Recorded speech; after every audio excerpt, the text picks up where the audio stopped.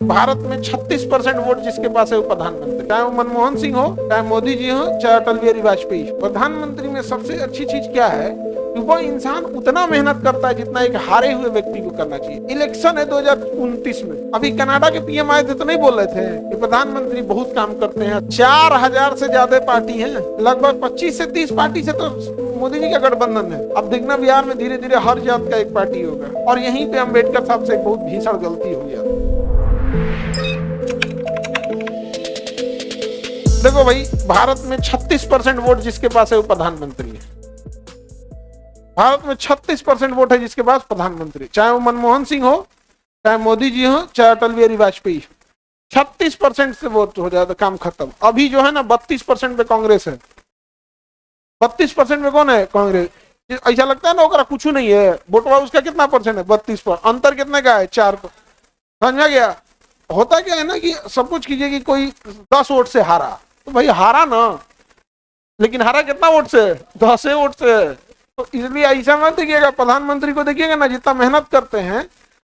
प्रधानमंत्री में सबसे अच्छी चीज क्या है कि वो इंसान उतना मेहनत करता है जितना एक हारे हुए व्यक्ति को करना चाहिए, जबकि वो सफलता के अपने चरम पर पहुंच गए हैं। सफलता के चरम पे पहुंचने के बाद भी वो इंसान उतना मेहनत करते हैं जितना एक हारे हुए व्यक्ति को करना चाहिए।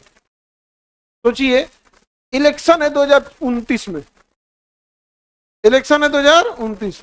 अभी कनाडा के पीएम आए थे तो नहीं बोल रहे थे कि प्रधानमंत्री बहुत काम करते हैं। सारा काम करने के बाद हफ्ते में एक दिन प्रचार पे भी चले जाते हैं। वो आदमी की कोई टेंशन नहीं, समझे? तो भारत में प्रधानमंत्री बनने के लिए कितना सीट? 36%। और यहीं पे अम्बेडकर साहब से एक बहुत भीषण गलती हो गया था। देखिए, दुनिया का कोई भी देश जो है वो सक्सेस हो रहा है वो दो प्रणाली के आधार पर, द्विदल प्रणाली के आधार पर। जैसे ब्रिटेन में देखिएगा, एक लेबर पार्टी है, एक कंजर्वेटिव पार्टी। एक लेबर पार्टी है, कंजर्वेटिव पार्टी। अमेरिका में देखिएगा, डेमोक्रेटिक पार्टी है, रिपब्लिकन है। डेमोक्रेटिक है और रिपब्लिकन, ट्रम्पा रिपब्लिकन का है। समझा गया कि नहीं आ गया? सबका अपना अपना है। तो जितने डेवलप कंट्री है उनमें कितनी पार्टी होती है? 2। हमें ये पसंद है, नहीं तो ये पसंद है। इससे फायदा क्या होता है? सपोज कीजिए कि पार्टी ए अच्छा काम नहीं की, तो हम पार्टी बी पे शिफ्ट हो जाएंगे। तो ये बहुत बेहतर होता है, एकदम तराजू की तरह होता है कि ठीक से काम करोगे तो तुरंत पलट देंगे। समझे? ये किसकी तरह होता है? तराजू की तरह। ठीक से काम करोगे तो तुरंत पलट देंगे। इसमें सबसे बड़ा डर क्या होता है? मान के चलिए पार्टी ए की सरकार है, पार्टी ए की सरकार है, और पार्टी ए जो है वो अच्छा से काम अगर नहीं करेगी तो उसे डर इस बात का है कि उसके वोटर इससे कटेंगे और ठीक इसी में चले जाएंगे। यानी ये कमजोर होगा, साथ साथ ये मजबूत हो जाएगा। लेकिन भारत में क्या है? बहुदल प्रणाली, A B C D E F G H. अब मान के चलिए पार्टी ए की सरकार है और इसकी नीतियों से लोगों को अच्छा नहीं लगा, तो जरूरी नहीं कि लोग इसमें से टूट के इसी में जाएं। इसमें 10 टूटेंगे या बिखर के खत्म हो जाएंगे। 10 टूटेंगे, बिखर के खत्म हो जाएंगे। इसलिए बेशर्मी पे उतर जाते हैं, क्या कर लोगे?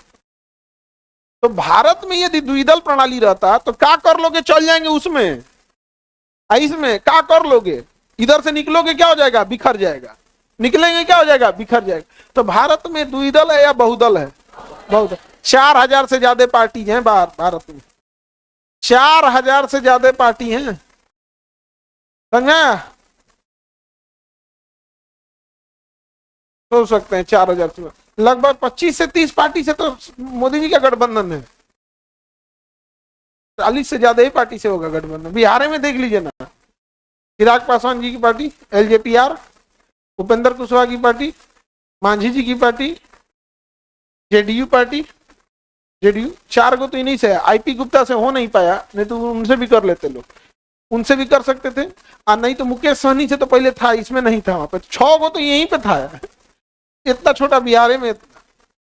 हाँ, अब देखना बिहार में धीरे धीरे हर जात का एक पार्टी होगा। जितनी पार्टीज होंगी उतने नेशनल मुद्दों से क्या होंगे? भटकेंगे। तो अंबेडकर साहब को द्विदल प्रणाली रखना चाहिए था, उन्होंने क्या रख दिया? बहुदल प्रणाली रख दिया। समझ में गया? क्या रख दिया? बहुदल प्रणाली। यही खराबी होता है बहुदल प्रणाली से। आप नाराज होके भी कुछ कर नहीं पाइएगा, क्योंकि आप नाराज होइएगा तो आपके पास एक ऑप्शन नहीं है, मल्टीपल ऑप्शन है। तो नाराज होंगे एक से, अब बिखर जाएंगे मल्टीपल पे। नाराज होंगे एक से, बिखर जाएंगे मल्टीपल। लेकिन ब्रिटेन में भैया नाराज होगा सट दो में चल जाएगा। नहीं समझ में गया? तो आप बताओ मित्रों, बहुदल होना चाहिए या एक दल होना, बहुदल होना चाहिए या द्विदल? द्विदल होना चाहिए। लेकिन कोई नेता ऐसा करेगा? कौन अपने पैर पे कुल्हाड़ी मारे? अब सुनो ध्यान से, बहुदल का घाटा क्या है। हमारा इंडिया क्या है? बहुदल। आपको पीएम बनना है इंडिया में, आप लाइए 36% वोट, यानी अगर आपके पास 36% वोट है तो आप पीएम हैं। लेकिन यही आंकड़ा क्या बता रहा है कि 64% लोगों ने आपको पसंद नहीं किया है। सोचिए, बहुदल प्रणाली में जिसे 64% लोगों ने नहीं पसंद करता है वो भी प्रधानमंत्री बन जाता है, क्योंकि एक ही दल जो था, जो सबसे बड़ा था, क्योंकि बहुत सारा बिखरा हुआ, तो ये जो 64%, अगर मान के चलिए मनमोहन सिंह हो या प्रधानमंत्री मोदी जी हो या फिर अटल बिहारी वाजपेयी हो, कोई प्रधानमंत्री भारत में, उसको कितना परसेंट वोट है? 36%। अभी तो 35% है इनके पास। तो 36% वाला क्या है? प्रधानमंत्री। लेकिन जिसे नहीं पसंद किया है कितने लोगों ने? 64%। हो गया लोकतंत्र का। दिस इज नॉट लोकतंत्र, भीड़ तंत्र। हम क्या बोलते हैं? भीड़ तंत्र। लेकिन कोई फर्क नहीं पड़ेगा, क्योंकि इस भीड़ तंत्र में 80% वो लोग हैं जिनको जात भात और लात चाहिए, बस। तो आप ये चेंज नहीं कर सकते इस चीज। कौन सी के चेंज हो जाएगा? नेता पर सब चेंज करेगा सब। आप बताइए कैसे चेंज? मनमोहन सिंह चेंज करते हैं? संशोधन कौन करेगा? जो सरकार में अभी है, जो अभी सरकार में है, मतलब वो 36% वाला। अटल बिहारी वाजपेयी रहते तो वो भी कितने परसेंट वाले में थे? 36%। क्या वो करते हैं? नहीं करते, क्योंकि उनको भी पता था इससे देश को फायदा होता, व्यक्तिगत घाटा हो जाता। उनके बाद मनमोहन सिंह आए, वो भी किस परसेंट में थे? 36%। अगर जहां ही कहते कि द्विदल प्रणाली ही रहेगा तो देश को तो फायदा होता, लेकिन व्यक्तिगत घाटा होता। करेंगे? अभी मोदी जी को देखिए, उनको ही पता है कि भैया 36% वोट है, जहां बहुदल करेंगे तो उनके खिलाफ कितना आ जाएंगे सर? जहां द्विदल करेंगे तो अपने से कौन कुल्हाड़ी मारे? कर्मे नहीं करेंगे लोग। नहीं समझ में आ गया? करेगा ही नहीं, कभी कोई नहीं करेगा इसे। ये लोग कभी नहीं कर। नेता सब में सबसे ज्यादा जमता है। एक बार हाईकोर्ट ने कोई एक नेता था जो कांग्रेस से बीजेपी में चला गया, तो ऐसे ऐसे करते रहता है सर। कांग्रेस से कहां चला गया? बीजेपी। उसके ऊपर ना वो आरोप लगे थे एफसीआरए घोटाला का, कि विदेश से कुछ चंदा वंदा का लिया था। वो कांग्रेस में था, चलाया बीजेपी। जब उसी में था तो उस पर घोटाले का आरोप लगा, चलाया इधर बीजेपी में, और उसके ऊपर कांग्रेस का घोटाला का आरोप लगा। आरोप सिद्ध हो गया, ये नहीं कि आरोप लगा। हाईकोर्ट ने सजा सुना दिया कि नहीं, आपको क्या करना, आप विदेश से चंदा क्यों लिए हैं, एफसीआरए कानून का उल्लंघन किए हैं। अगले दिन सरकार संसद में ये विधेयक ले आके पास कर दी कि नहीं, विदेश में लिया गया चंदा लीगल हो जाएगा और पहले जितने चंदे लिए गए वो सब लीगल हो जाएगा। और आपको जान के ताज्जुब होगा, बीजेपी के इस फैसले में कांग्रेस और सारी पार्टियों ने साथ दिया था। बिल्कुल सही कह रहे हैं, क्योंकि सबको चंदा लेना था, किसी ने विरोध नहीं किया था। तो भैया, तो कांग्रेस को तो विरोध करना चाहिए ना कि भैया ये क्या कर रहे हो यहाँ पर, वो भी नहीं किया। तो इस सब मामले में सारे नेता एक जैसे। अब नेताओं के लिए क्या मतलब बनता है?